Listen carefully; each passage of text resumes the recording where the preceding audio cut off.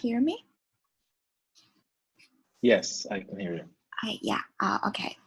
So thanks everyone for joining us today at the online live event to learn. I'm the host from AI Camp. Before we get started, just want to do a quick introduction on AI Camp and announcement.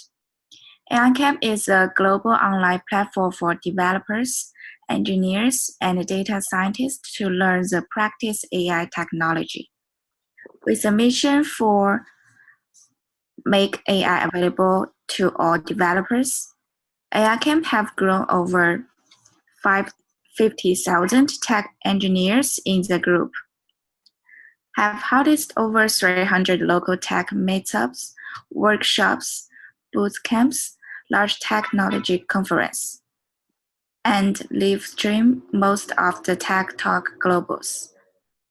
We have local study group in the most major cities in the US, a few cities in Europe, India, China, Australia. You can take a look at the website to see our upcoming tech talks, workshops, and crash courses that we offer. We are excited to have the Alcon Secnod Group, founder and CEO at Scale Inference. In today's talk, we still learn how and why to use AI to drive sustained growth and quality improvement in website and applications. Before we get started, just want to tell you a little bit background about Alcon. Was an engineer in Google, Brian focusing on deep learning several core platform projects that now power virtual or major Google service, include web search, later developing, and the on-demand statistical analysis system that power Google Trends, and subsequently spent many years working on web scale inference system at Google Research. He studied AI at Stanford and UC Berkeley, as well as Washington University in St. Louis, where he graduated valedictorian.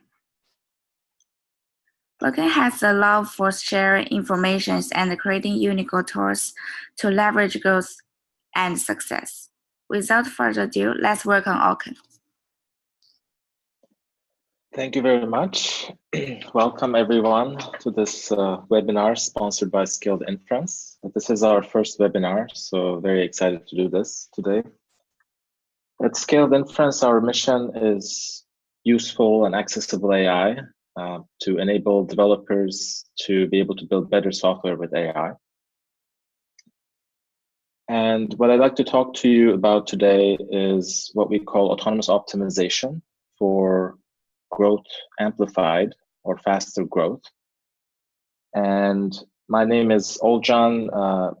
The C sounds like a J. I'm the founder and CEO here, and I've been developing software for over 25 years and working on AI or focusing on AI, I would say, for over 15 years now. Amp.ai is our solution for autonomous optimization, which I'll talk about here. And we propose that as a replacement for traditional experimentation. One second, let me make sure that I'm seeing the correct presentation here. Now, first I'd like to start with a very quick background on growth. The discipline is said to have originated in Facebook only about 10 years ago. It's fair to say that it's still emerging and evolving, and it's becoming more formal and cross-functional, I would say. The central idea in this discipline is to design and engineer our products to deliver more value as they grow, which leads to a virtuous cycle where we get compounding value and growth. It's a fascinating discipline, I think, that requires a really deep combination of both expert intuition and data that we generate from our products. So I'll talk about that next. Now, let me explain both the traditional growth process and try to contrast that with the new process that we're proposing. Here on the screen, you have the traditional customer funnel going all the way from acquisition to engagement to monetization. And on the left here, you see the traditional process where experts design and implement and test variants in a cycle. I'm using red and green here to symbolize that when we test our variants, they could pass or fail our tests. And also note that tests take a while to run, and when a test fails, the design and implementation are mostly thrown away, except maybe we get some learnings from the process, but mostly we lose the ideas and the work. But the cycle continues, and this is typically how we would use testing to grow our products or businesses. Now, on the right side, we have the new process that we're proposing, the new growth process. Experts here still drive the process by designing and implementing variants. But those variants are then utilized not in testing, but instead by an autonomous system that's designed specifically to maximize growth. And I'll talk a lot about that. But ultimately, the point is that this new process will ensure that our ideas and work are used in the best possible way for the largest possible impact on our key metrics. So let me explain how that works, how an optimization engine can do much better than a test. As a simple, concrete example, just consider a variant of our websites shown in blue here. Now, to test that variant, we have to predefine a segment that we're going to test it on.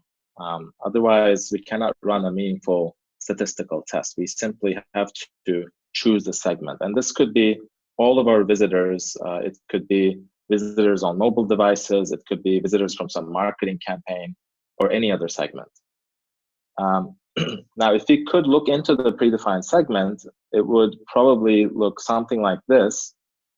Here, blue means that those visitors do better with the blue variant. Now, unfortunately, most of the segment, as we visualize here, is gray, meaning they actually do better with baseline.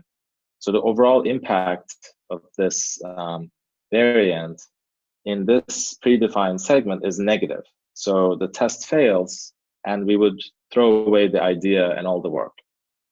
Now, instead of throwing the idea away, suppose we let an optimization engine actually find a subsegment where the variant is better and apply that variant only on that segment, on that learned segment, and use baseline variant for everyone else.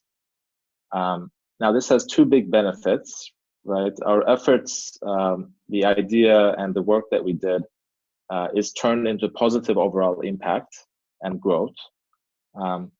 And we get crucial insight of which segment does better with our idea, which helps us design even better variants next time. Now, another problem with predefined segments is that the composition of the segment, which we were visualizing with gray and blue, that inevitably changes over time, shifts over time after we run our test. This can happen for many reasons, some of which are beyond our control, such as search engines or app stores that send us different traffic over time. So even if our test comes out as a win today, it's actually unlikely that the result will hold over time. So it could be negative, a few months down the road, or even more so, 6 to 12 months down the road, for example. And we will not even know this unless we repeat our test. So this is going to just silently hurt our growth. Instead, an autonomous and continuous optimization system can actually continue to learn and track these segments over time, even as the population changes. And it turns out this is the key to achieving long-term sustained growth which is a major pain point for all growth efforts. So to summarize, either testing or optimization can figure out which variant is better on a predefined segment, and that's what that looks like. So the segment is fixed here. We're just testing a different variant on it, and if we test the baseline or gray variant, we would get a positive result. But if we test the blue variant, we would get a negative result, just because the predefined segment is dominated by visitors who prefer the gray variant. Now, but in terms of finding the best segments for the variants that we develop, we're really rolling the dice with testing because we're leaving it to chance what the composition is on our predefined segment. So our variants may or may not be better on the predefined segment. But instead, an optimization engine can learn the best segment to apply our variant in. And then similarly, in terms of what happens over time, with testing, we're kind of rolling the dice on what happens to that segment, that predefined segment over time, where instead an optimization engine can continue to use data to track that segment over time and ensure that our metrics are improved. So how does the engine learn to apply the best variants in the best segment? Now, this can be done in many ways, but I'll just describe how our platform works. What we do is what's called session-based optimization, and it's a very familiar concept, or should be familiar for those familiar with analytics and A/B testing. A session is just a sequence of events with attached properties, and we have an example session at the bottom here from left to right. This is for a checkout optimization use case. You can see the event names in bold, and you can also see the properties that are attached to those events below each event.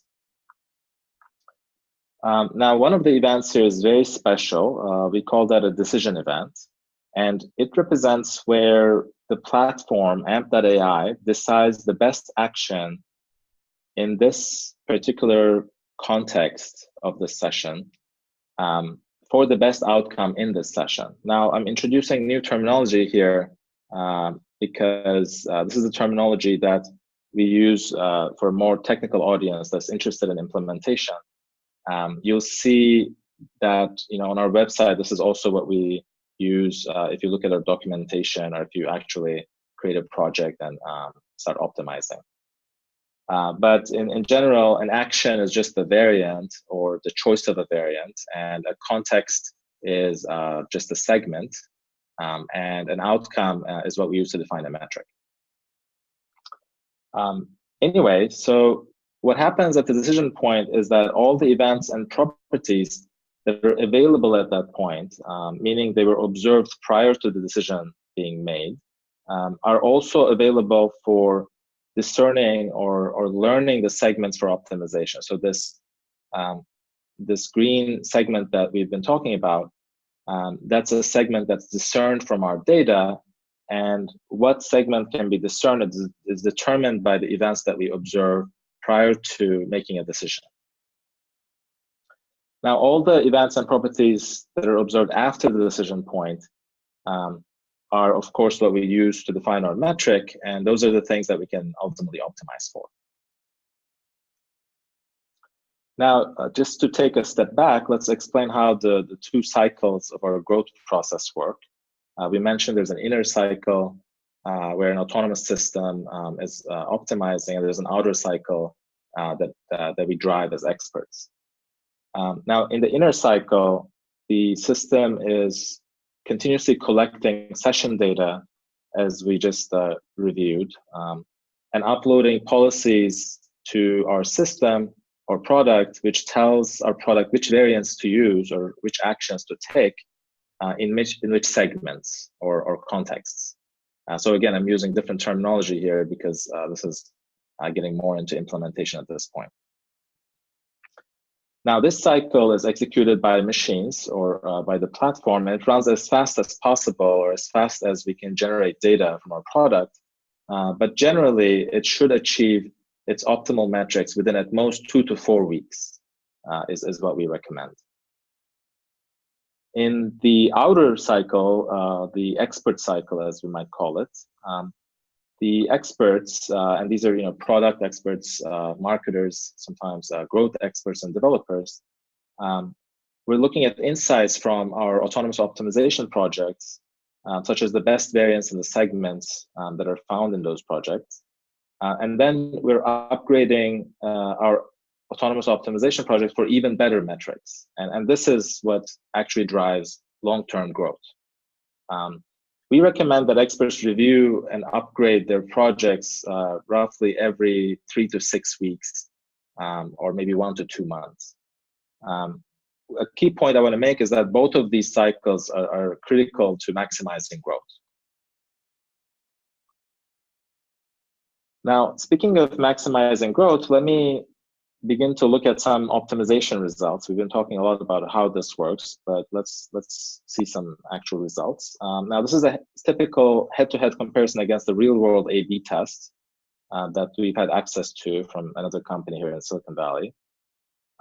It shows how much optimization can drive gains compared to testing, and using the same variants. So I want to emphasize that this is using the same variants that are actually designed for an A/B test, and given the same amount of time. That's also very important. So we cannot give these two methods different amounts of time, otherwise it wouldn't be a fair comparison.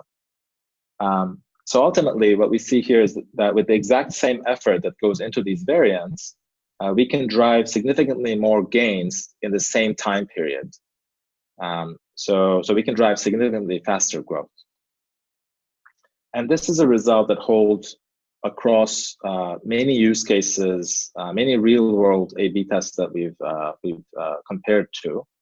Here are just other real-world A/B tests, and in each case we find that the metric is improved much faster as sessions are observed, and the value gain is again much faster as we just saw. And the gain ratio is what we typically look at. This is essentially how much more return do we get for the same effort that we put in compared to just running a standard A/B test. And again, these results are based on variants that are designed for A/B testing, not really designed for autonomous optimization. And I'll talk about that in a minute. Now, here are some typical ROI results. I'll just walk you guys through the first row here. So here in the first row, the use case is to reduce cancellation rate on a website which has 80 million users. Now, this is only applied on the cancellation flow, so there's only about 120,000 sessions per month that are generated. So this is the number of cancellations that are attempted at least each month. And the baseline value per session is basically how much we could make if we could convince the user not to cancel. This can be calculated based on the pricing of the product. And this is how much value our platform is able to create by convincing users not to cancel. So we're reducing cancellations, but that means that we're increasing value, and we call that a value lift. And then this is how much it would cost to, this is how much you would gain as a result of convincing these users to stay. And this is again based on the pricing of the platform, the pricing plans, the commitment that customers make, and so on. And then ultimately, based on our pricing, which in this case would be very affordable since this is a very small number of sessions, this is the ROI that you could drive. And in this case, it's extremely high because the number of sessions per month is very small, and that's what we charge based on. So if you have a small number of sessions but have a lot of value per session, you can generate amazing ROI using our platform, using our current pricing. And this kind of holds for a bunch of other use cases I listed here. Again, these are pretty typical. We're not selecting the best results or anything like that. And what we want to get across here is kind of the key factors that determine how much value you can, how much ROI you can drive. And the two factors again are the sessions per month or traffic, and the baseline value that you would assign to each session, which is what we kind of provide the lift over. And just to emphasize, these are typical results after only the first cycle, which is about 3 to 6 weeks. So as you iterate in additional cycles, you can expect actually better results. And here is just a reference table of how much ROI you can expect from the first cycle. And again, this depends on your scale on the horizontal axis or your baseline value on the vertical axis. There's 2 points that I wanted to make. You can create a lot of value, even if you're small, as long as you have a good baseline value per session. So for example, in that cancellation flow example, we had almost 50x ROI, even though the usage was not that high. And the other point we want to make is that you can actually scale to very large use cases and can then generate ROI even if you have very low value per session. And this shows that our pricing scales really well, even for very large applications. I'm going to go over some very quick case studies, just in the interest of time here, because I want to do a demo for you guys. In this case study, very typical checkout optimization use case in e-commerce. So here you see Teespring, which is a major platform for custom apparel. And this is the code that you would insert on a product page. Part of this code is the decision of whether to use this variant that emphasizes adding items to cart, or this variant on the right that emphasizes proceeding to checkout directly. And just by doing this optimization, we've been able to improve revenue here by almost 7%. So, and the trick here is that instead of running a test where you might find one of these is maybe a few percent better and just go with that for everyone, you actually do it based on contextual segments. So for example, if the user is on a small screen device and on a slow connection, for that session, it might be preferable to show proceed to checkout because that user would be less patient with the whole checkout process. They would not want to mess with their cart, for example. So this is just one example.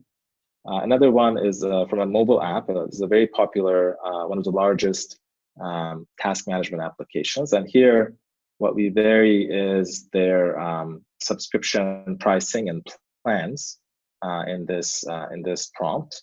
And just by varying the pricing slightly, we were able to actually boost their revenue as measured on the screen by over 50%. So again, a very big result with very little integration work. And then this is an example of a mobile app with actually fairly small traffic. And this actually has only a few thousand, so let me go back here, a few thousand users per month. And here we've been able to minimize tab switches measured as soon as the user opens the app by over 80%. So what that means is that we're 5 times more likely to show the right tab when the app is opened, which is very nice as a UX friction improvement.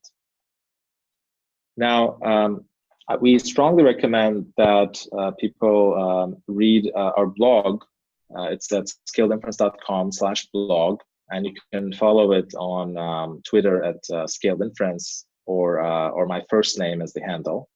And in this blog, we talk about, we provide tips and examples for how to design and implement these types of autonomous optimization projects. Even though they're very easy to implement, you will get much better results if you actually think about the variants and the segments that they target, how big those segments might be, what impact you might expect from them, and maybe most importantly, what are the context variables that would help this type of system discern those segments from data. So all these issues we address in all these blog posts, and I won't go into them now, but I recommend people look at them if possible.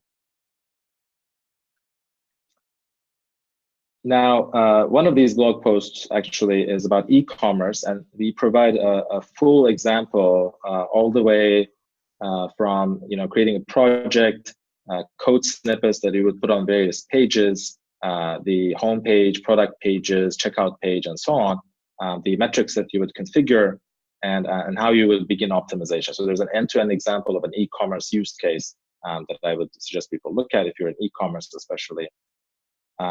And for a price optimization or offer optimization use case, we actually provide a really solid framework for designing these types of variants. So I mentioned earlier that instead of taking variants designed for A/B tests, if you design your variants specifically for segment-specific or personalized, let's say, optimization, then you can do much better. In fact, you could double or triple your revenue. Here's a calculation of how that would happen by doing personalized offers or personalized pricing. Now, I'd like to jump into a demo here, but let me give a quick background on what this demo is about. So this is actually available on our website under the developers section, so you could actually play with this demo yourself right now. And it is a technical demo, so I'm assuming here kind of a technical audience. And the demo is meant to simply illustrate the three parts of any integration. The part where we extract context from your product, the part where we decide on the action for your product or the variant, and the part where we observe the outcome and measure the metric. And in this demo, there's two possible segments, three possible variants called regular, fun, and classic, and two possible outcomes, happy and not happy. And obviously, we want to maximize happiness here. And the assumptions of the demo is that children prefer the middle variant, the fun variant, whereas adults prefer the classic variant. And if the system can figure this out from data, it can achieve 72% happiness rate, as opposed to just 40% happiness rate on the baseline variant. And ultimately, what we get out of this type of optimization is basically an if-then-else statement, where if the context is child, then use fun variant, and otherwise use the classic variant. And of course, you wouldn't want to hard code something like this because you wouldn't know which segment is relevant to the optimization, and you wouldn't want to have to maintain that over time. It would be very difficult to do so. And instead, you would simply ask our platform to decide among those variants, and it would automatically learn what the right rules are to do that. So let me actually jump into the demo now. I hope everyone can see my screen here. I have logged into an AMP.ai, a fresh AMP.ai account here, and it has created my project for me here. So I'll just continue. And there's some prompts here explaining how this UI works. But basically, you just follow this red dot, which is now telling me to integrate with AMP.ai. And to do that, for this demo, I'll simply copy this project key into my demo on the lower right. And this is the thing that we just reviewed. I'm just going to run this a few times, which is needed for the platform to detect some incoming data and start the integration process. So there it is. So it has detected some sessions that are received. I can take a look at these sessions. I can see what are the events and properties in these sessions. Here's one where there's a user happy event. So this is the kind of session that we want to have.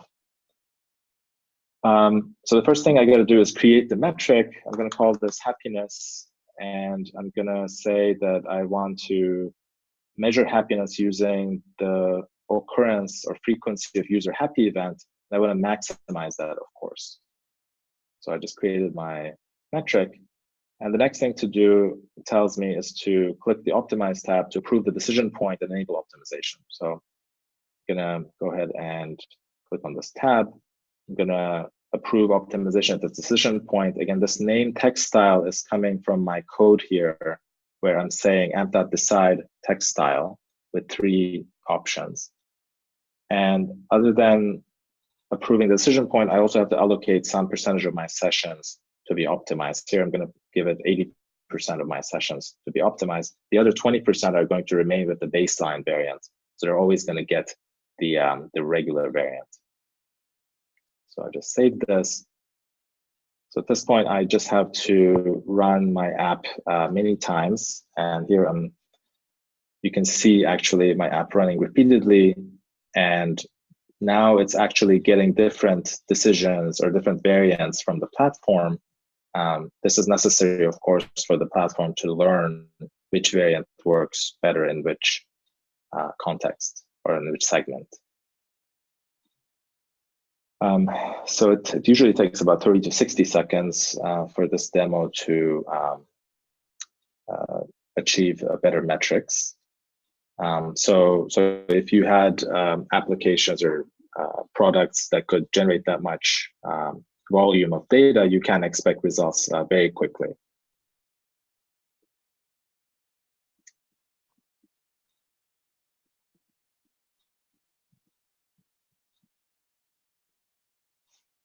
So while this is running, let me explain. Oh, actually, we have a 40% improvement here. You can see it here on the chart. You can see, actually, if you hover on it, you can see kind of how many sessions are in that time slice and what the metric was in that time slice. And you can see it's significantly higher there. And at the bottom, you see the segments that are learned from our data, which we were talking about before. In this case, it was learned that if user type is adult, that's an interesting segment, and the complement of that, which is child, is also interesting.